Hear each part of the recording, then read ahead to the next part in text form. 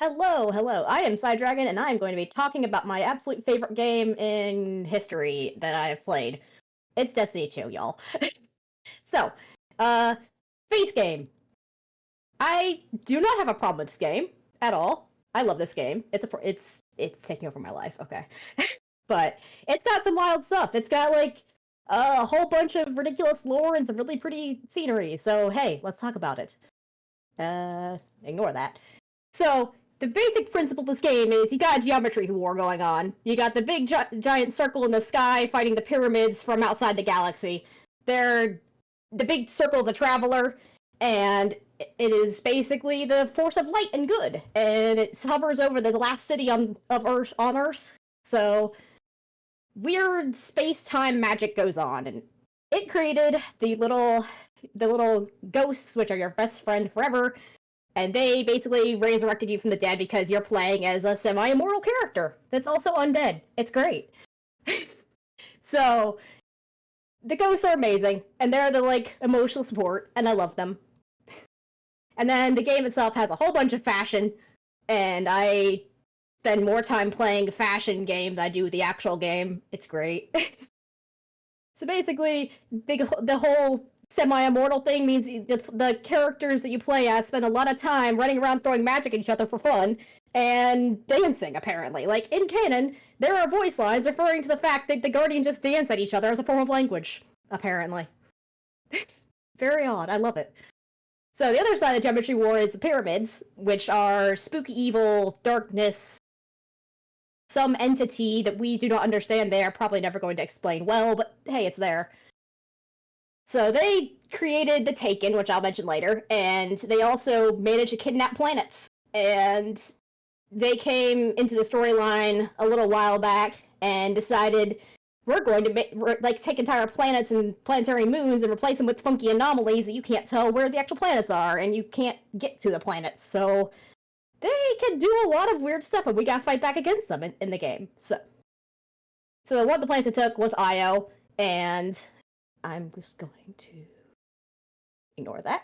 The one of the planets it took was, or I think it's a moon actually, I have no idea. Solar system stuff, but they took Io. It's pretty. The traveler hung out here, so for a while, then it moved to Earth, but it's really pretty. And then they also Mars, I think. It's basically they've got a whole bunch of monsters living under the surface of the ice, and it's also got a funky Warmind who is just basically a really old AI that just hangs out there. It's called Rasputin, Mars Ancient War Machine. Let's go. And then they also took Titan, which is basically a methane sea planet, like moon with a bunch of hive that took over an old colony that has no more people there. They're all gone because it was like hundreds of years ago. But somehow the power still works. I really would love to know how they got the power to still work hundreds of years later. That's impressive. And then they also took this planet, which is Mercury, which got turned into a simulation engine by a robotic race called the Vex. And it got turned into a big, like, engine that simulates the future. I'll come back to that. Timeline, I couldn't talk about that. So basically there was a golden age where humanity, was flourishing, and then the darkness came, and the Traveler protected Earth, and then made little ghosts, which are best friends forever. And then Dark Ages happened, which is, basically everyone's like, oh no, we're all dying. Gotta stay alive. And then they built the last city as a way to, protect themselves, which is underneath the Traveler. And then basically the last city is the only place on Earth or in the solar system where humanity actually still lives, which is real fun. The collapse wiped out a lot of stuff, apparently. Spooky. And then that's basically the storyline for the game. What was I saying? Storyline for the game, it's constantly ongoing. They're making it be, the story, they're always releasing, new bits of storyline and stuff like that. So right now, the darkness is coming back, as it did 500 years before the current point in the game. So it's coming back again, and it's basically we're trying to stop it. So that's pretty cool. So, I don't know. There's your ghost again. Best friend. And then these are one of the aliens. There's a whole bunch of aliens. There's no particular order to these aliens, but I'm just going to talk about them. First, got the Elixir of the Fallen. They're scavengers. and they are basically exiled from their home world, and then they came to Earth because the collapse got to them before it got to Earth, the original one. And so they're basically scavengers that are up to no good, except there's one faction that you actually made friends with, and I love them. I think they're called the House of Light, and they're great. And then there's some other ones. There's some other designs. I think they're pretty cool. But these are the House of Light. They have little babies. They're adorable. And they, like, you get to see them in game. And also, the guy in the bottom right is very cool and finally got a storyline. So, he basically appeared a long time back in the game, and then nobody did anything with him. So now he's back again, which is nifty. And then you got the undead version of them, which are terrible, no good, not really sentient. Basically, hello zombies. And then you got these guys, which are called the Cabal, apparently, and they're basically also exiled from their homeworld, but that's like a recent event, because the Hive got to them, I think, from the darkness. I'll talk about the Hive in a minute. So basically, the guy on the left is Gaul. He's like one of the primary antagonists of the original game. He was up to no good, wanted to be a guardian, but he decided the best way to become a guardian, which he said the best way to become a guardian was, I'm gonna capture the Traveler and kill all the other guardians, and then you'll have to pick me because I'm the best one, obviously. And then the Traveler was like, nah, don't like that. So, and then the one on the right is Keitel, and she's very cool, and she's actually allied with the city now, so we don't have to fight all the aliens. I like making friends. Let's make friends with more of them. And also there was this other guy called Callus, which Gaul overthrew, and he had a big giant planet ship, because when Gaul overthrew him, they were like, I don't want to be here, I don't want to get killed, I'm gonna run away. And so he basically noped out of town in a giant ship the size of a planet. And basically, there were some raids in the game where you had to run into this planet ship and go down through it, and for one of them you had to kill this giant Vex mind that was just chilling in his basement for some reason. Like, do you have some weird pets there, dude? And another one, you had to go fight his robot clones for his entertainment. I don't really know why we had to fight his robot clones. But, you know, if he's an emperor that has a whole bunch of armies, like, you know, sometimes he's gotta entertain him, I suppose. And then the Vex, which they actually don't exist in the timeline. They actually exist outside the timeline and like to hop into the timeline and cause problems. And they also simulate all possible futures to try and find the ones where they win. And they can turn everything they come across into Vex as well. Because guess what? They're not actually the robots. They're like this milky liquid thing that lives inside them because it's radiolaria, which is apparently nanobots or something. That's the lore. So basically, these little things are actually this big pool of milk. Death milk. Forbidden juice. But, so they turned all of Mercury into this big simulation engine, which you can see in the top left. And it predicts the future, so you can create, like, simulations like in the other two images. And then we managed to use that at one point to break time itself. And go back in time and say, this guy, who's the coolest dude ever? I don't know. I don't have many NPC pictures in here because there's so many. But anyway, this guy deserved a picture. He's very cool. I also headbutted Vex to death. You know, just headbutt them. Why not? So then you got Hive, which are basically ancient war gods or something like that. And you've got them, which decided, hey, darkness is cooler than, like, serving the light, so, you know, let's be super powerful and make pacts with worm gods. So, you know, everyone becomes a warlock in the end. So you've got, they function on sword logic, which is, like, the basic explanation I have of it is, if I want to be the most powerful, I gotta kill everything that's less powerful than me and take all of their power, and then I'll be the best. So, you know, yeah, strong win things. Yes, that is the Moth Lady. So you got Oryx, he's the Taken King, and I'll talk about him in a minute. Then you've got Savathun, the Witch Queen, which is this funky one that we don't have many images of yet. We fought Oryx at one point. I say we, I mean the Guardian. I'm just referring to it as the lore. You fought Oryx at one point. He's gone. Goodbye, dude. You were cool. Then Savathun is the one who's currently like, you know what? I don't think that I want to be a warlock anymore. I want to break it. I want to become the best without it, but I can't break it myself. So, hey, Guardian, can you help me? I don't trust that. That's sus. And apparently, there was one point in one bit of lore that I found that was very, very funny. and she was lecturing a thrall, which is like a baby hive, and she used the words "a real humdinger of a scheme," and those are not words I expected an ancient war god to say. You know, sometimes you just say phrases. It's great.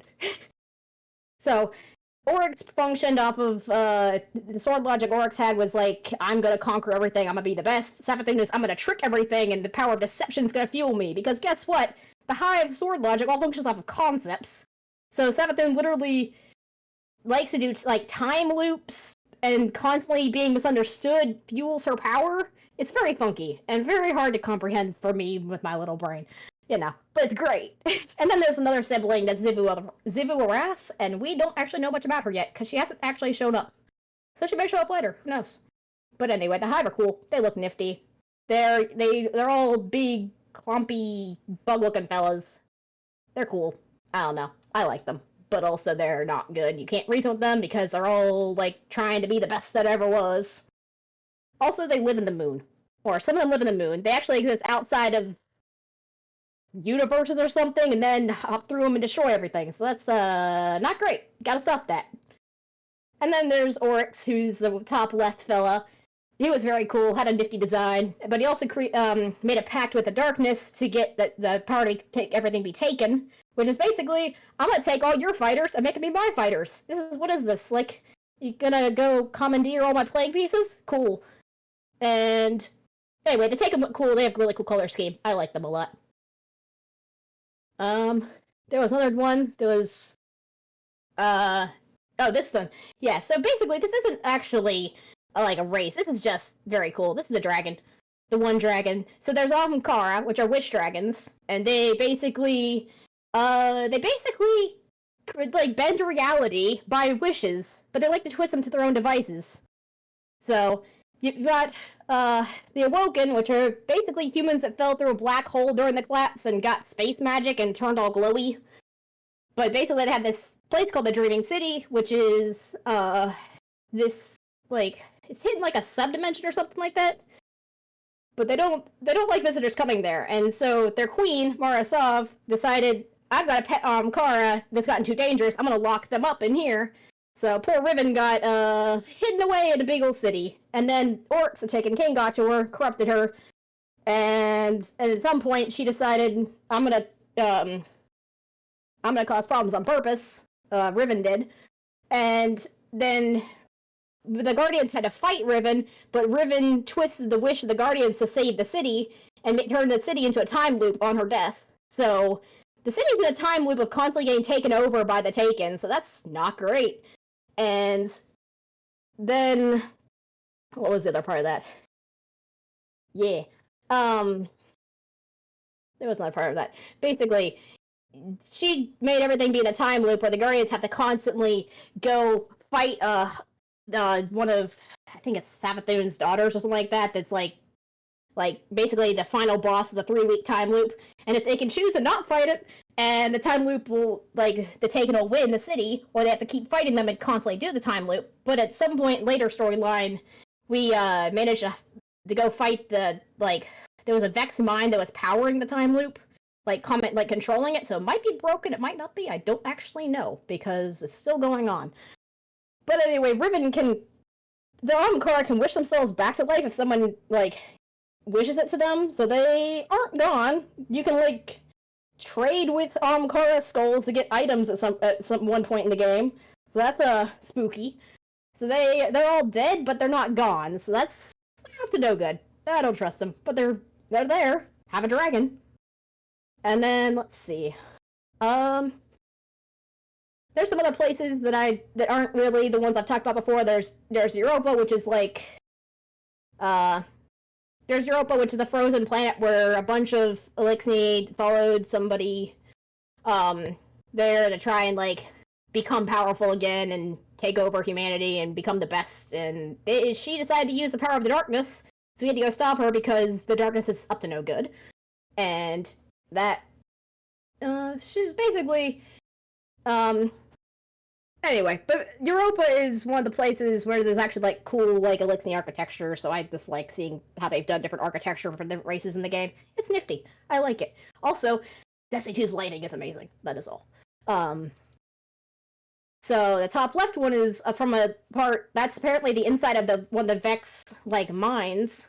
It's this really cool like simulation stuff, and that plot point was where the last city got thrown into a simulation, and we had to go break it out with the help of Mithrax, who was the one of the dudes from the good Elixir section, and that was an entertaining plot arc because Vex taking over the very last city on Earth, not great. And the top right one is a Black Garden, which is like subdimension Vex something or other darkness. It's basically really pretty, but it's not a great place that likes to mess with your mind. And then there's basically also the Hive are living inside the moon. They managed to like crack it open and cause a whole bunch of problems, and there's a big old Hive keep in like on the moon. So that's not great. And then there's another one, just a place on Earth that looks cool. So then you got the last city, which is very, very pretty, and there's a whole bunch of like banners and streamers and plants because it's all under the Traveler, so everything's like doing great and flourishing, and it's very pretty. I like it. That's basically the hub where you go to all the time. And then you got more moon, and then the other place is a Vault of Glass, which is like it's a Vex thing that exists outside the timeline again, so you can go in there and come out at any point in time, and it messed with a bunch of Guardians and killed them, and you have to go in and stop one of the big old Vex mines. It's a raid, but it's really, really pretty. I like it. Alright, and I think I've actually gotten to the end. Also, there's one NPC that I like a lot, so I'm just gonna bring her here. Would you like the porcelain painted NPC robot? She's great. Anyway, but I think that's everything. But there you go. Wild overview of a whole bunch of wild lore that I couldn't get into more of, because if I get into more of it, I'd be here all day. So, there you go. Have some pretty screenshots of the space game. I love it.